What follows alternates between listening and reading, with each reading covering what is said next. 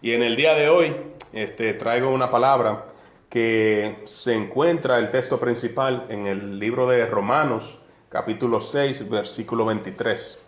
El título que tengo para este mensaje se llama, voy a estar traduciendo del mensaje en inglés, el borrador que tengo está en inglés, pero lo vamos a ir traduciendo. Obras relativas con un pago absoluto. Ese es el título del mensaje. Obras relativas con un pago absoluto. Y voy a buscar en mi Biblia, en el libro de Romanos, capítulo 6, versículo 23. Porque la paga del pecado es muerte, mas la dádiva de Dios es vida eterna en Cristo Jesús, Señor nuestro. Amén. Nótese que en esta palabra dice que la paga del pecado, cuando usted está en una nómina y recibe una paga, es porque usted está trabajando para alguien. De la empresa que usted reciba su cheque, de esa empresa usted trabaja. Entonces, si llevamos este entendimiento a la palabra de Dios, y aquí la palabra dice que la paga del pecado es muerte, es porque se está trabajando para el pecado. Si se llega a estar en la nómina del pecado, si se llega a estar en la nómina de esta empresa llamada pecado, pues al final del día, cuando llegue ese momento de recibir la paga, la paga va a ser muerte, porque la paga del pecado es muerte. En inglés dice wage, o sea, el salario que se recibe es muerte.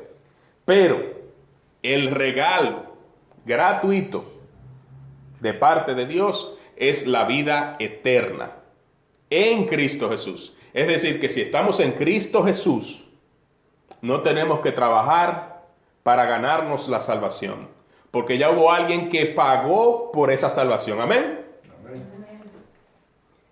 En Cristo Jesús ya no se necesita trabajar para ser justificados delante de Dios. Aquellas personas que vivían en el sistema de la ley tenían que por su propia justicia trabajar cada día para ser justos y poder tratar de llegar a complacer a Dios y por ende ganarse la vida eterna. Sin embargo, la palabra de Dios nos dice que no hay justo ninguno, que solamente Cristo es el justo. También nos dice que el que viva por una de estas normas, por una de estas leyes, debe guardar toda la ley. O sea que si alguien falla en uno de los puntos de la ley mosaica, entonces esa persona es reo de muerte, es digno de condenación. Y como esa persona es una persona digna de condenación, nadie ha podido ni podrá jamás cumplir con la ley de Moisés. Ni siquiera Moisés, que plantea esta ley dada por la mano de Dios, escrita en piedra, que primero por una ira santa rompe las tablas y tiene que subir 40 días más al monte para que el Señor vuelva y le dé esta ley. Y en esta segunda ocasión Moisés tiene que escribirla por sí mismo. Esta ley, ni siquiera Moisés, que redactó este documento, tiene la capacidad o tuvo la capacidad de vivir por esta ley, porque una ley espiritual no la puede cumplir un ser natural. Y estamos viviendo en un tiempo muy difícil, un tiempo donde todo es relativo. Y yo buscaba en el libro en la computadora, en el website de Wikipedia, y de acuerdo con Wikipedia, el relativismo, y voy a ir traduciendo, según el relativismo no existe nada universal, nada en lo absoluto como la verdad, sino que según la persona que diga esa verdad, se considera una verdad. Según cómo esa persona aborda el tema o el objetivo a tratar, eso es cierto o no es cierto. O sea que yo puedo decir, basado en estos términos, que si ese atril es negro, usted puede disertar de mí y desde allá decir, no, yo lo veo azul. Y como lo ves azul y yo lo veo negro, según el relativismo, ambos tenemos razón. Pero eso es ilógico. Entonces vivimos en un tiempo donde todo el mundo dice tener su verdad.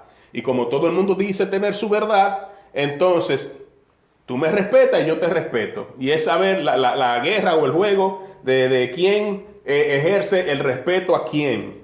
Y estamos viviendo en un mundo donde todas las cosas se están mezclando de tal manera que no existe ya un discernimiento a nivel social, a nivel general, donde se pueda ver de que existe un estándar para partir desde ese punto. Y el estándar para partir acerca de la verdad es Jesucristo. Jesucristo dijo, yo soy el camino, yo soy la verdad, yo soy la vida. Nadie viene al Padre si no es por mí. Amén. Y como Jesucristo es la verdad, entonces Jesucristo es el estándar desde donde nosotros debemos partir para poder vivir la vida y vivirla como Dios nos ha designado para vivirla. Podemos decir, y esa es una pregunta que me hice mientras armaba todo esto, podemos decir que algo es pecado, depende de quién lo cometa o no lo cometa. Por ejemplo, dígase Juanito, Menganito, Sutanejo, cada uno hace diferentes actos, pero según quién lo cometió, ¿es pecado o no es pecado? ¿Me expliqué ahí? ¿Podemos decir que algo es pecado según quién lo comete? En la Biblia, nosotros tenemos el ejemplo de muchas personas excelentes. Tenemos el ejemplo de personas que lograron estar escrito aquí. Imagínate, el libro por excelencia que refleja el testimonio de Dios, donde hay varios seres humanos y varias historias que estos individuos lograron entrar en este libro, por algo fue. Y muchos de ellos entraron a compartir las historias o la historia de Dios para la humanidad, el testimonio de las Escrituras para nosotros, formando parte de esto, y llegaron a dar un testimonio de excelencia como seres humanos, como individuos, y también llegaron a ser héroes de la fe en algunos casos. Imagínense tener el alto privilegio de pertenecer a este libro, a este escrito. ¿Cuánto más es el privilegio que nosotros tenemos en Cristo Jesús de que no estamos en este libro, pero estamos inscritos en el libro de la vida? Amén. Adiós. ¡Qué privilegio! Entonces, viendo este libro, yo pude sacar a partir de esta pregunta que me hice algunos personajes que me llamaron la atención con relación al tema que estamos tratando. Por ejemplo, vamos a ver que desde el principio estaban Adán y Eva. Eran personas excelentes porque fueron la corona de la creación. Después que Dios hizo todas las cosas, puso a Adán y a Eva y fueron la corona de la creación, la máxima, el esplendor de la creación de Dios estaba en Adán y Eva. Sin embargo, estas personas, siendo excelentes, llega a un punto donde cometen pecado y caen. Y a pesar de que fueron la corona de la creación de Dios, fueron desobedientes, fueron personas desobedientes. Y de ahí todo el problema que se ha generado en el resto de la humanidad. Pero también tenemos el caso de Noé. Noé, dice la palabra de Dios, que fue una persona perfecto delante de Dios. Para que Dios diga en su palabra que una persona es perfecto, eso tiene que ser de una persona de mucho peso, una persona excelente. Sin embargo, se nota aquí que Noé se emborrachó. Y eso fue algo que se destacó aquí en la Escritura, que Noé se emborrachó. Abraham, habiendo recibido una promesa de parte de Dios, que a través de él las naciones de la tierra iban a ser bendecidas, con el hijo de la promesa, se desespera y se acuesta con la esclava de la casa, cometiendo fornicación y a la vez haciendo algo que estaba fuera de la voluntad del Señor. Y si somos punto y coma en relación a este tema, podemos decir, bueno, la ley no estaba escrita, o sea que el hombre no pecó en el tema de la fornicación, pero sí pecó en el sentido de que no siguió la ordenanza que Dios le había dado, que era estar con su esposa, con la libre, no con la esclava. Y por lo tanto, Abraham, que también dice la Escritura que fue perfecto delante de Dios, tuvo ese desliz y pecó. Tenemos el caso de Jacob, que le robó la primogenitura a Esaú. Y a pesar de este hecho, Dios hizo una nación de Jacob, cuando se llamó Israel. Tenemos al rey Saúl, el cual, siendo rey, siendo el ungido de Jehová, era una persona envidiosa y desobediente. Envidiosa porque envidiaba a David, que aunque había recibido la unción, todavía no era rey, y ya este hombre tenía una forma de envidia hacia David por lo que la gente decía de David y no lo decía de él. Y al mismo tiempo desobediente porque su función era ser rey y reinar sobre Israel. Sin embargo, se tomó la libertad de hacer un sacrificio a Jehová en un oficio sacerdotal que no le tocaba. Y al hacer esto le costó el reino. y su destitución como rey y como ungido delante de Dios. Pero tenemos el mismo caso del rey David. El rey David, un joven o un hombre conforme al corazón de Dios. Sin embargo, la Escritura también registra que esta persona excelente y que muchas personas emulan y que al día de hoy es el rey más famoso de Israel y de la historia, en lo que tiene que ver con lo cristiano, con el ambiente cristiano, judeo-cristiano, este hombre comete el pecado de mandar asesinar a un hombre inocente para quitarle la esposa. Y comete el adulterio y la fornicación también. Tenemos el caso del rey Salomón. Siendo el hombre más sabio del mundo, termina siendo un idólatra. El profeta Elías, que a pesar de haber hecho bajar fuego del cielo, estaba lidiando con pensamientos suicidas. Imagínese usted, ve la mano del Señor bajar fuego del cielo, consume el altar y todo esto, y porque una mujer lo amenaza de muerte, el hombre ya tiene pensamientos suicidas. Un hombre que había acabado de eliminar a 400 profetas de Baal, y a pesar de eso tiene la flaqueza de carácter y falla. Tenemos el caso de Pedro, el discípulo de Jesús, que a la hora de la verdad negó al Señor. Y de igual manera tenemos el caso de Judas, otro discípulo que terminó también entregando al Señor, traicionando al Señor Jesucristo. Existe el caso de las personas, por ejemplo, que dejaron de seguir a Jesús porque encontraban que su palabra era muy dura.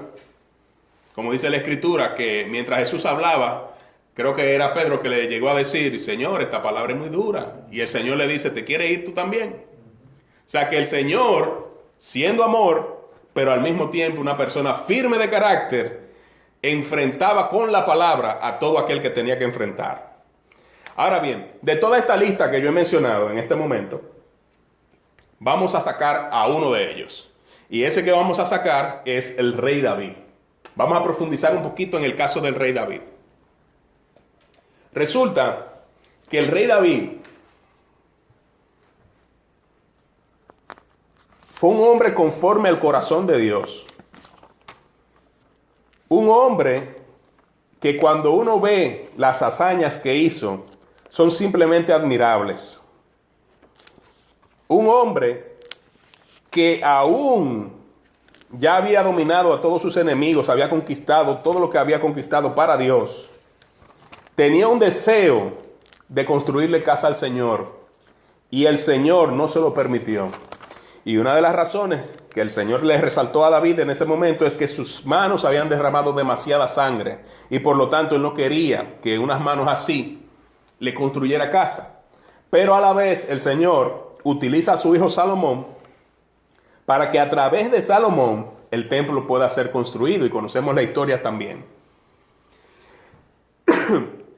Si nos vamos a 2 de Samuel, capítulo 24, aquí hay una historia que es bastante interesante. Y dice que David censa al pueblo. 2 de Samuel, capítulo 24. Y algo que es interesante que podemos notar es que, y por eso la pregunta que yo hacía anteriormente, dependiendo de quien cometa la acción, ¿es pecado o no es pecado? ¿O qué tamaño tiene el pecado? ¿O qué color puede tener el pecado? Hay gente que dice que el pecado tiene colores. Los pecados no tienen colores. Y los pecados son pecados, no sea pequeño, sea grande, el pecado es pecado.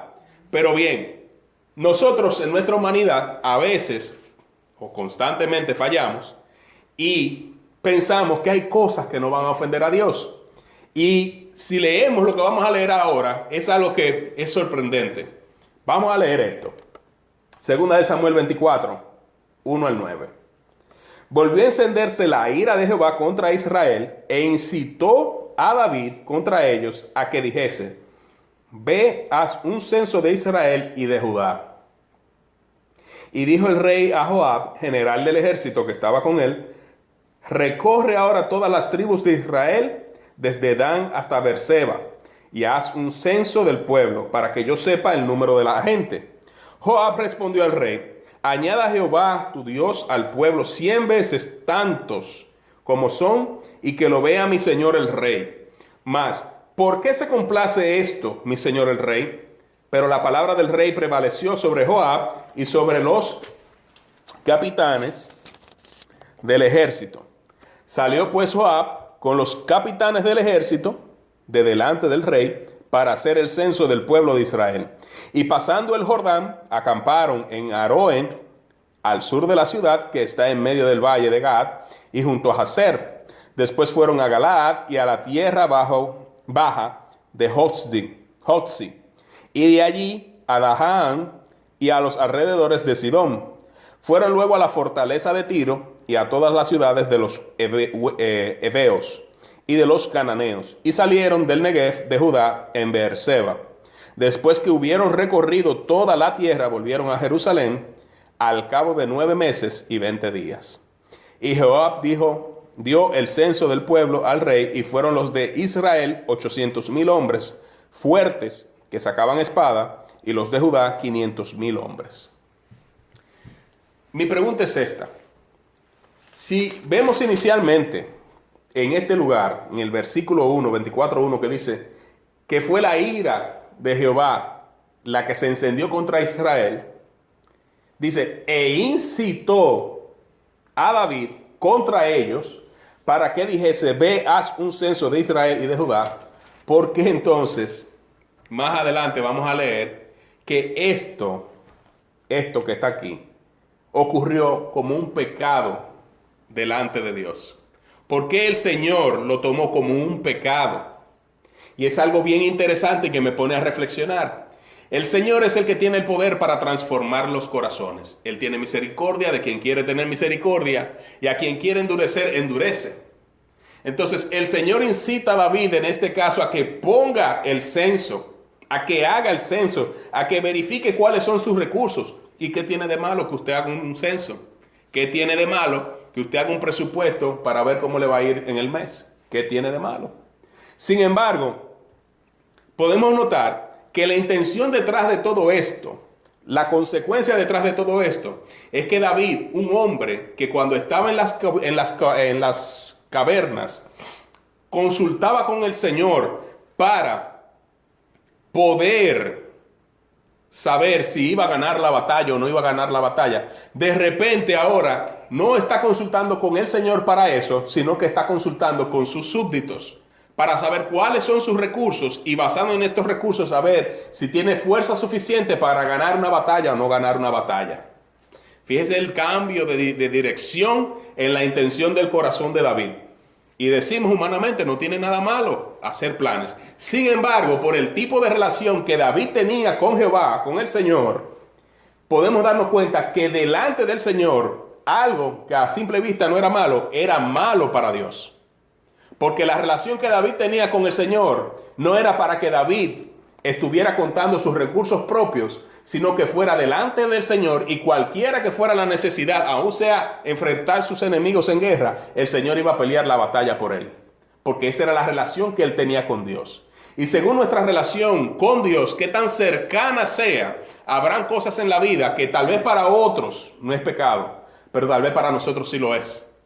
De la medida que nosotros nos acercamos a Cristo, en la medida que nosotros tenemos una intimidad con el Espíritu Santo, vamos a tener un nivel de relación tal que esa relación es la que va a dictaminar qué sí y qué no, qué es pecado y qué no es pecado. Para aquel, eso no es pecado, porque no ha tenido un nivel de revelación en Dios, no ha tenido un nivel de relación en Dios, y por lo tanto lo que está haciendo, que no es de muerte, como dice la palabra, que si vemos a alguien cometer pecado, si el pecado no es de muerte, vamos a orar por él. Pero si el pecado es de muerte, déjalo ahí. Eso está escrito. Entonces, hay cosas que no son de muerte, por las cuales nosotros sí podemos orar e interceder por los hermanos. Porque hay cosas que ese hermano en la fe aún no ha alcanzado el entendimiento para discernir o para entender que a Dios esas clases de cosas no le agradan. Sin embargo, nuestra función no es tirarle el juicio, sino orar por la persona. Vamos a ver qué resultó esta decisión de David. Aquí seguimos en 2 de Samuel 24. Ahora vamos a leer del 10 al 16. Dice así: después que David hubo censado al pueblo, le pesó en su corazón. Y dijo David a Jehová: yo he pecado gravemente por haber hecho esto. Mas ahora, oh Jehová, te ruego que quites el pecado de tu siervo, porque yo he hecho muy neciamente. Y por la mañana, cuando David se hubo levantado, vino palabra de Jehová al profeta Gad, vidente de David, diciendo: Ve y di a David, así ha dicho Jehová, 3 cosas te ofrezco. Tú escogerás una de ellas para que yo la haga. Aquí estamos hablando de castigo. Lo que viene es castigo ahora, 3 cosas te ofrezco. Y yo compartí esta mañana y me río siempre de que en una ocasión, yo tenía algunos 6 años y me porté tan mal esa tarde que yo decidí acostarme temprano para ver si ya yo estaba durmiendo cuando mi papá y mi mamá llegaran a la casa. Y yo hice todo lo posible por acostarme temprano. Sin embargo, el cuerpo me traicionó, me estaba haciendo pipí y tuve que levantarme. Al momento de que yo me levanto, ya mis padres estaban en casa. ¿Y qué ocurrió? Que yo me levanto de la habitación y mi papá está cenando, se está comiendo su habichuela, su pollo. Y él me alcanza a ver y me dice: ven acá. Y ya yo sabía que ese ven acá significaba la pena de muerte. Nosotros los hispanos no somos como los americanos, que son nada más hablando. Esto es fuerte. Correa. Pues me llama, y de que ya él me llama, yo estoy temblando ya. Yo ando sin voz, no sé qué hacer. Desesperado, asustado, 6 años. Pero sabía lo que había hecho, que lo había hecho mal. Como nunca. Creo que quemé fue la cama. Estaba jugando con fósforo, una cosa así. Un desastre. El caso es que me acerco a la mesa y él me dice: tú sabes lo que tú hiciste. Y está aquí picando la carne. Tú sabes lo que tú hiciste. Ay, sí, yo sé. Yo pude haber dicho: no sé de qué tú hablas. Tal vez lo hubiese puesto peor. Pero en ese momento no me dio para más nada. Yo sí, porque yo sabía lo capaz que él era. Ay, sí, ay. Dice: oye, no llores, pero búscame la correa. Oh, Dios mío, búscame la correa. En ese tiempo, eso era a final de los 80, creo que era, que estaban de moda las correas de triple hoyo, que eran bien gruesas. La hebilla esa, los triple hoyos, esa correa de cuero, oh, mi madre. Y ese era el que estaba usando el hombre en esa época. Así que desde que él me dijo: búscame la correa, a mí me salieron el sudor de sangre de Jesús. Yo salí caminando y yo estaba ya llorando. Era como que yo sentía todos los fuetazos arriba del cuerpo mío. ¡Ay, ay, ay! Entonces, así mismo, él siguió cenando. Yo fui a la habitación, tomé la correa, la saqué de la gaveta y vengo y traigo mi propia muerte. Y se la pongo en la mesa al hombre.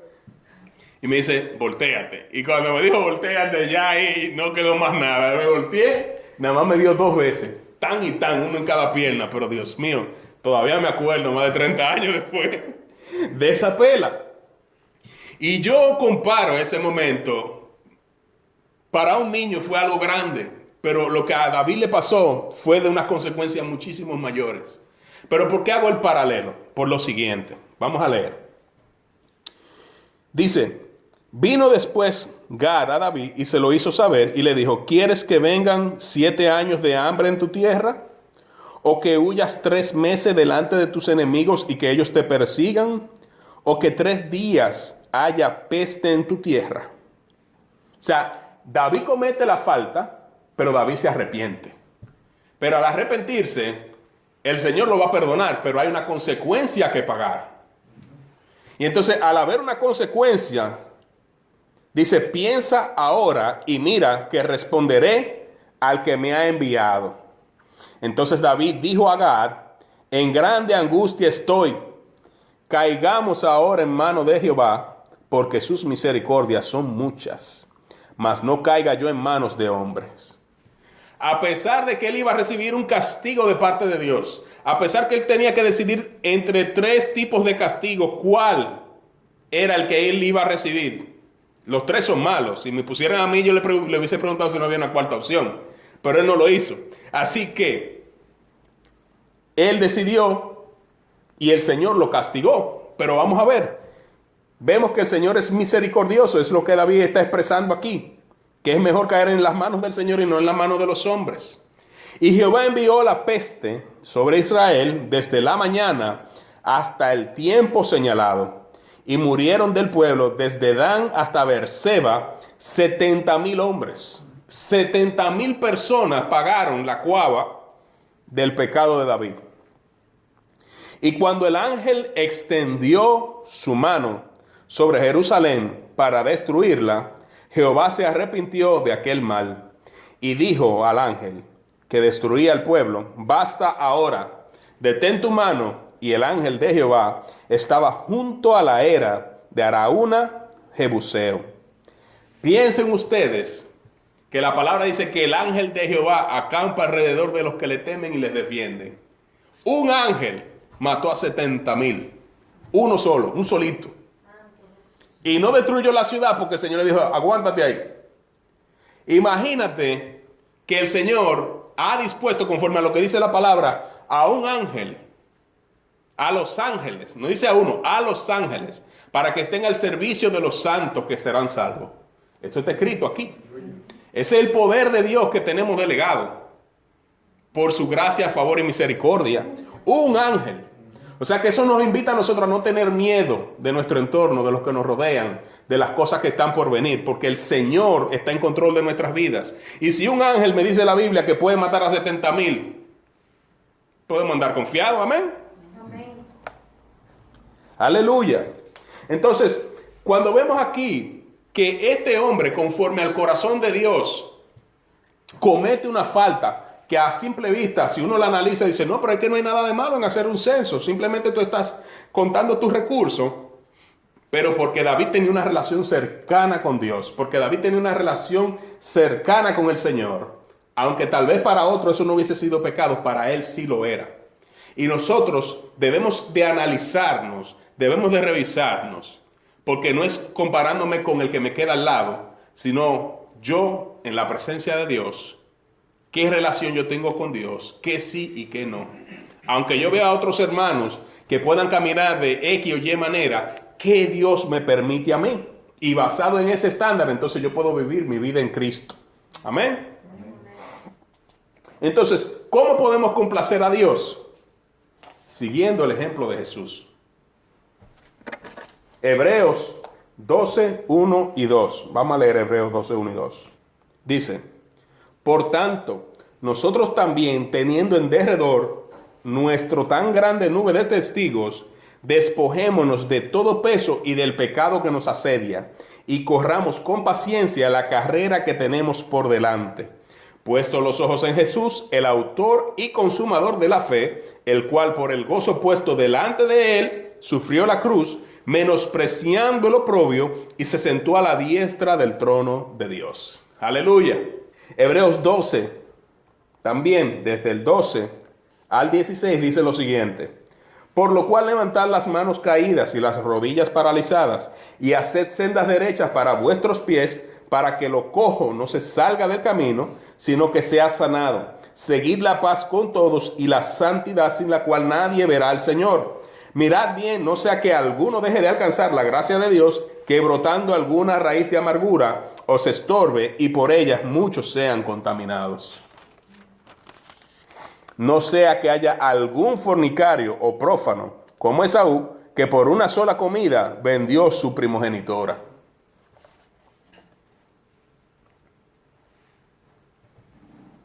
No sea que haya algún, como Esaú, que por una sola comida vendió su primogenitura. Y aunque Esaú vendió su primogenitura por una comida física, lo que el Espíritu Santo me invitó a reflexionar es que así como hay una comida física, también hay una comida espiritual.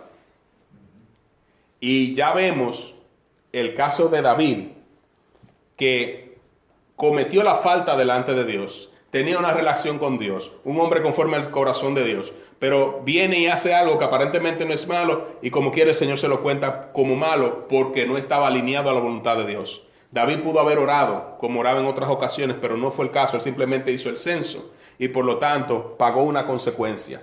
Pero gracias a Dios que nosotros estamos en Jesucristo, y que no es por nuestra propia justicia, sino por lo que Cristo hizo en la cruz, que nosotros somos justificados delante de Dios.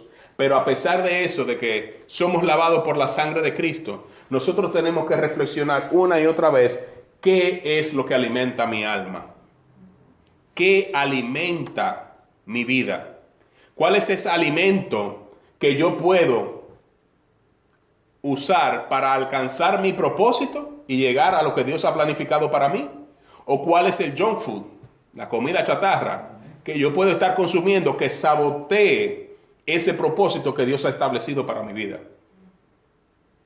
Que por una desesperación, por un no ver claro, por un no someter mi voluntad a la voluntad de Dios, haga que esa comida chatarra yo la consuma y sabotee mi destino. Porque la comida que debe de alimentarme debe ser el propósito de Dios para mi vida. Cuando Jesús estaba en el pozo con la samaritana, que los discípulos le decían entre ellos, a lo mejor es porque tiene hambre. Y él le dice, no, mi comida no es esa. Mi comida es hacer la voluntad de mi Padre y hacer su obra y acabarla. O sea, la comida de Jesús, su propósito era traernos salvación. Pero ahora en Jesucristo nosotros también tenemos un propósito en el cual tenemos que caminar, en el cual tenemos que dirigirnos. Y en ese propósito nosotros tenemos que ser muy cuidadosos cómo comemos, para estar, pudiera decirlo así, espiritualmente en forma. ¿Qué dieta espiritual estamos consumiendo? ¿Qué dieta espiritual nos está acercando a la meta de alcanzar el propósito en Dios? Vamos a leer Romanos 14:14.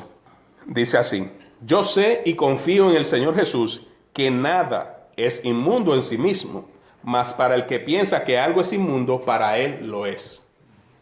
O sea que con lo que usted se está alimentando espiritualmente, aunque este tema abarca el tema de la comida física, pero si lo llevamos al tema espiritual, si lo que usted está aprobando para sí con lo que se está alimentando no es inmundo, pues amén, gloria a Dios, que le aproveche. Pero si es inmundo, tenga mucho cuidado, porque le puede caer muy mal. Dice el 14:22, ¿tienes tú fe? Tenla para contigo delante de Dios. Bienaventurado el que no se condena a sí mismo en lo que aprueba. Pero el que duda sobre lo que come es condenado, porque no lo hace con fe, y todo lo que no proviene de fe es pecado. Todo lo que se hace que no tiene fe involucrado es pecado. Y yo decía esta mañana de que si nos ponemos a pensar en eso, cuando hacemos planes a futuro, cuando decimos yo tengo, por ejemplo, yo dispongo de este inventario o de esta cantidad de dinero, o yo dispongo de este recurso humano de personas, con esto yo voy a hacer esto y aquello, y usted agarra, usted no lo piensa, usted no ora al respecto, usted simplemente actúa y lo hizo. Usted decide ahora, por ejemplo, usted sale al parqueo, estacionamiento, enciende su carro y gira y se va, y usted no piensa. Entonces son detallitos que no se le está haciendo mal a nadie, que son humanos, que es del día a día, y uno dice, ¿para qué consultar a Dios para algo tan simple? Sin embargo, aquí dice que lo que no es de fe es pecado. Y si se pudiera ver radical el planteamiento que estoy haciendo en este momento, pero esto me indica que no hay manera de complacer a Dios. Lo que estoy entendiendo en este versículo es que no hay forma de que yo, humanamente hablando, César Herrera, pueda complacer a Dios de ninguna manera. Y por eso no tiene sentido para mí trabajar en ganarme la salvación. Por eso Jesucristo tuvo que venir al mundo y darnos vida eterna, salvación a través de su sacrificio, porque Él fue el único que vino a llenar al estándar de que Dios estaba requiriendo para que todos los que le aceptemos podamos ser salvos. Solamente a través de Jesucristo tenemos el regalo de la vida eterna. O sea que ya yo no necesito trabajar mi salvación, porque en Cristo Jesús ya esa salvación me ha sido dada. Y si yo le pertenezco a Cristo, yo no puedo seguir trabajando en la empresa del pecado, porque la paga es muerte allí. Pero aquí, sin yo tener que trabajarlo, el regalo es la vida eterna. Aleluya. Entonces, eso es lo que puedo entender de esto, de que no hay forma, no hay manera. El pecado está constante en el mundo, en todo lo que hacemos, cómo nos desenvolvemos. Aún sean las buenas acciones, con buenas intenciones, no hay forma de complacer a Dios, no hay forma de ganarse el cielo. Pero gracias a nuestro Señor Jesucristo, que vino en forma de hombre y nos dio la vida y vida en abundancia. Primera de Corintios 5, 9 al 13. Os he escrito por carta, que no os juntéis con los fornicarios. No absolutamente con los fornicarios de este mundo, o con los ávaros, o con los ladrones, o con los idólatras, pues en tal caso os sería necesario salir del mundo. Más bien os escribo que no os juntéis con ninguno que llamándose hermano fuere fornicario, o ávaro, o idólatra, o maldiciente, o borracho, o ladrón, con tal ni aun comáis, porque ¿qué razón tendría yo para juzgar a los que están afuera? ¿No juzgáis vosotros a los que están dentro? Porque a los que están afuera Dios juzgará. Quitad, pues, a ese perverso de entre vosotros. Only God can judge me. Esa es famosísima. Sin embargo, dice ahí que Dios solamente juzga a los de afuera, pero a los de adentro que lo juzguemos nosotros. Pero ¿qué juicio debemos de hacer? Ahí es donde debemos de tener el cuidado. ¿Cómo estamos haciendo el juicio? ¿Y por qué? Primera de Corintios también, 2:14.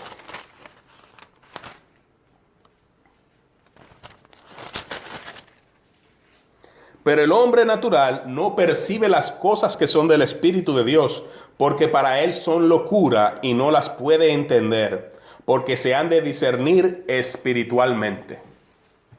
O sea que una persona natural le da lo mismo el relativismo como la verdad.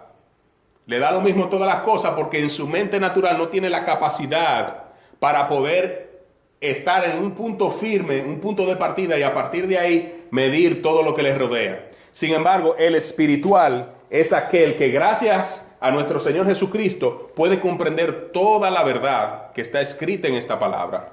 Este es el testimonio de Jesús y ellas son las que dan testimonio de que Jesús vino y que en Él tenemos la vida eterna. Y a través del Espíritu de Dios nosotros tenemos la capacidad de poder entender todo esto y de vivir bajo lo que esta palabra está diciendo.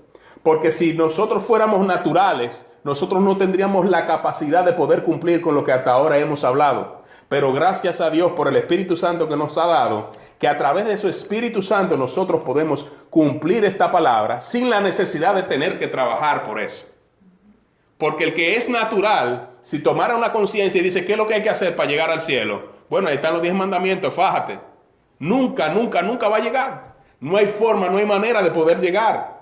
Pero nosotros, sin tener que trabajarlo, porque ya Cristo pagó el precio, aleluya, nosotros podemos cumplir con esta palabra. Y si fallamos, dice la palabra, que abogado tenemos para con el Padre, aleluya. Segunda de Corintios 2:14, ya lo leímos. Ahora, voy concluyendo, ya vamos acabando, y me voy a Mateo 7, las palabras del Señor mismo. Mateo 7, 1, 2, dice lo siguiente: no juzguéis para que no seáis juzgados, porque con el juicio con que juzgáis seréis juzgados, y con la medida con que medís os será medido. Y luego, en el 3 al 5 dice: ¿y por qué miras la paja que está en el ojo de tu hermano y no echas de ver la viga que está en tu propio ojo? ¿O cómo dirás a tu hermano, déjame sacar la paja de tu ojo y he aquí la viga en el ojo tuyo? Hipócrita, saca primero la viga de tu propio ojo y entonces verás bien para sacar la paja del ojo de tu hermano. ¿Qué les parece? En una parte dice que juzguemos a los de adentro, porque los de afuera el Señor lo va a juzgar. Sin embargo, el Señor mismo también nos está diciendo aquí que no juzguemos a nadie para que no seamos juzgados. Y entonces, ¿a quién le creo? Pero algo que yo sí pude notar leyendo este versículo, y no sé si ustedes han meditado en algún momento al respecto, es que dice lo siguiente. Dice, cuando dice hipócrita, luego dice, saca primero la viga de tu propio ojo. Saca primero la viga de tu propio ojo, y entonces verás bien para sacar la paja del ojo de tu hermano. No dice en ningún momento que nunca saques la paja del ojo del hermano, sino que primero trabajes contigo y evalúes cuáles son tus propias faltas. Evalúe qué está mal contigo mismo, conmigo mismo. Y una vez yo tengo el proceso en mi currículum, puedo decir, como yo he pasado por ahí, porque yo soy testigo de lo que el Señor ha hecho conmigo, ay, yo te puedo decir que el Señor es fiel y misericordioso para perdonarte, para restaurarte, para levantarte y sacarte de ahí. Aleluya. O sea, que debemos estar en un punto en la vida o haber pasado por un punto en la vida donde nuestra situación pudo haber sido aún peor que lo que estamos viendo en otras personas, en otros cristianos, en otros hermanos. Y aún pasando por ese punto peor, nosotros podemos dar fe y testimonio de que lo que el Señor hizo, lo puede hacer con otros. Entonces, como dice la palabra, que amemos a los otros como a nosotros mismos, como nosotros quisiéramos que se nos trate en medio de una dificultad, como nosotros quisiéramos que se nos hablara en medio de una situación difícil, pecaminosa, horrible, fea, que nadie le daría orgullo expresarlo. De esa misma manera nosotros debemos de abordar al que nosotros vemos en esa situación y extenderle la mano y decirle que en Cristo Jesús hay restauración y hay perdón de pecados. Amén. Así que, paso número 1, vamos a examinarnos nosotros mismos y vamos a estar al pendiente de cuáles son nuestras propias debilidades, porque dice la palabra de Dios que el que esté firme, mire que no caiga. Hay veces que vienen situaciones en nuestra vida que no es el diablo, es el Señor dándonos una patadita para ver qué tan firme estamos. Y lo que sea que se remueva y se caiga, en eso tenemos que trabajar. Número 2, una vez nos permitimos saber cuáles son nuestras debilidades, entonces podemos abiertamente trabajar en pro de ser restaurados con la ayuda del Espíritu Santo. Y ya no vamos a estar en una mentalidad crítica, sino una mentalidad de empatía, sabiendo, no siendo empático con el pecado, sino reconociendo el poder de Dios para restaurar vidas. Y de esta manera vamos a mostrar el amor de Dios en nuestros compañeros, en nuestros vecinos. En una ocasión yo recuerdo que conocí a una persona por asuntos de trabajo, que él me llevó a decir que él era cristiano, y yo de buena primera, en menos de 10 minutos, en una conversación telefónica, nunca había hablado con él, le dije, esos frutos tuyos son de plástico, hablándole de los frutos del Espíritu.